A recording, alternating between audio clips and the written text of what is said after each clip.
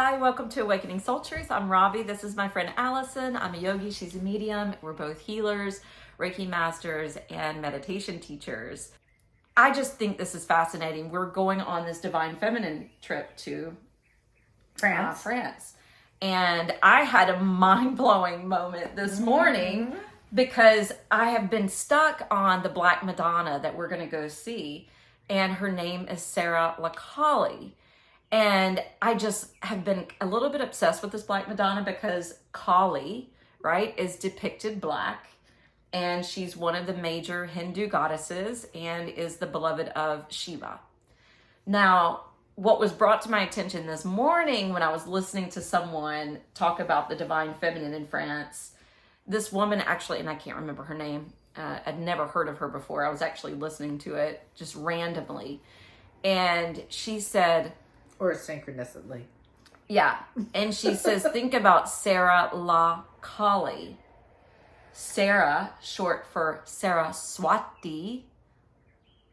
And Saraswati is the goddess of knowledge and wisdom and the arts and literature and poetry.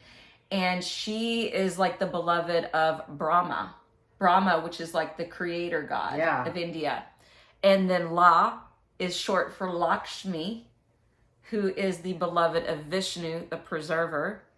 And then you have Kali, the beloved of Shiva, the destroyer or the transformer. And it's the three goddesses of the Trinity. Sarah LaCauley, Saraswati, Lakshmi, and Kali. Wow. And so some of the lore in France is that Sarah could have been something that she was like the queen or kind of like the supreme feminine ruler of that area when they landed. And some think, no, she was a servant and she met them and helped them learn the ways. So there's all these different, takes and angles on who's Sarah LaCauley. And the word servant could actually change definitions. Servant could be of the divine. It doesn't necessarily have to be of them. The servant could have been totally. A person, a definition of I am serving the divine or I am serving the divine feminine, and I'm here to tell you and share the ways of here. Yeah. So remember to clear your mind and open it up to new possibilities or new ways of thinking about how did all of this evolve? Are we looking at a limited story of our potential? Or could we expand it and see that it comes with a long history? It comes with deeper truths. I think, again, you have mystery schools throughout time, and it's always about connecting to the divine. Yeah. The mystery schools are not about power over structures. They're about how do you go inward? How do you create and manifest the physical world? I just got an amazing, what if when we move into this fifth dimensional reality that the school system as we know it goes back and becomes the mystery school? Absolutely. Of course, that's what it needs to do. Oh my goodness. I know. I want to go through that. I just learned that the Essenes started training their children to meditate at the age of 3.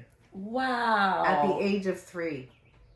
And you can, because I was doing that with my son. When he was like 3 or 4 years old, I would be like, okay, we're going to sit and meditate for, sometimes I would say 10 breaths, but sometimes I would say a few minutes. Yeah. And he would do it with me. Absolutely.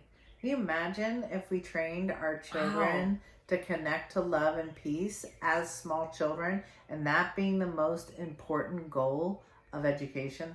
Expand your consciousness. Expand your heart, expand your mind, expand your possibilities.